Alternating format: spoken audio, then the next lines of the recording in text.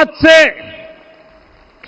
190 साल पहले 190 साल पहले साल 1835 में 1835 में मैकाले नाम के एक अंग्रेज ने भारत को अपनी जड़ों से उखाड़ने के बीज बोए थे।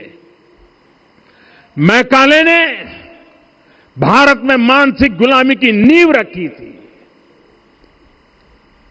10 साल बाद यानी 2035 में उस अपवित्र घटना को 200 वर्ष पूरे हो रहे हैं।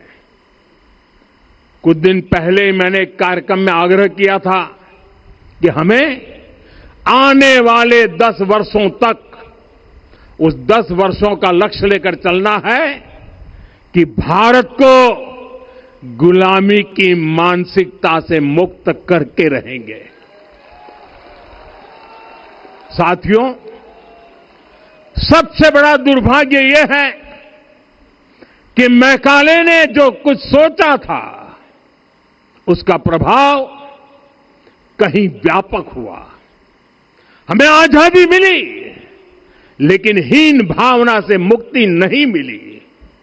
हमारे यहां एक विकार आ गया कि विदेश की हर चीज, हर व्यवस्था अच्छी है और जो हमारी अपनी चीजें हैं उनमें खोट ही खोट है। साथियों, गुलामी की यही मानसिकता है जिसने लगातार यह स्थापित किया। हमने विदेशों से लोकतंत्र लिया। कहा गया कि हमारा संविधान भी विदेश से प्रेरित है, जबकि सच ये है कि भारत लोकतंत्र की जननी है। और तब जाकर के ऐसी ज्वाला प्रज्वलित होगी, ऐसा आत्मविश्वास बढ़ेगा कि 2047 तक विकसित भारत का सपना पूरा होने से भारत को कोई रोक नहीं पाएगा। आने वाले 1000 वर्ष के लिए भारत की नींव तभी सशक्त होगी जब मैकाले की गुलामी के प्रोजेक्ट को हम अगले 10 साल में पूरी तरह ध्वस्त करके दिखा देंगे। साथियों, अयोध्या धाम में रामलला का मंदिर परिसर भव्य से भव्यतम हो रहा है और साथ ही अयोध्या को संवारने का काम लगातार जारी है।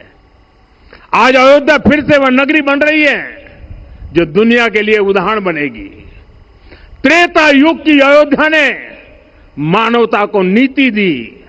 21वीं सदी की अयोध्या मानवता को विकास का नया मॉडल दे रही है।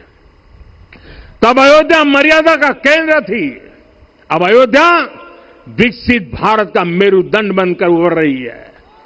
साथियों, भविष्य की अयोध्या में पौराणिकता और नूतनता का संगम होगा। सरयू जी की अमृत धारा और विकास की धारा एक साथ बहेगी। यहां आध्यात्म और आर्टिफिशियल इंटेलिजेंस दोनों का तालमेल दिखेगा। राम पथ, भक्ति पथ और जन्मभूमि पथ से नई अयोध्या के दर्शन होते हैं। अयोध्या में भव्य एयरपोर्ट है। अयोध्या में आज शानदार रेलवे स्टेशन है। वंदे भारत और अमृत भारत एक्सप्रेस जैसी ट्रेनें अयोध्या को बाकी देश से जोड़ रही हैं। अयोध्या वासियों को सुविधाएं मिले, उनके जीवन में समृद्धि आए, इसके लिए निरंतर काम चल रहा है। साथियों, जब से प्राण प्रतिष्ठा हुई है तब से लेकर आज तक करीब 45 करोड़ श्रद्धालु यहां दर्शन के लिए आ चुके हैं।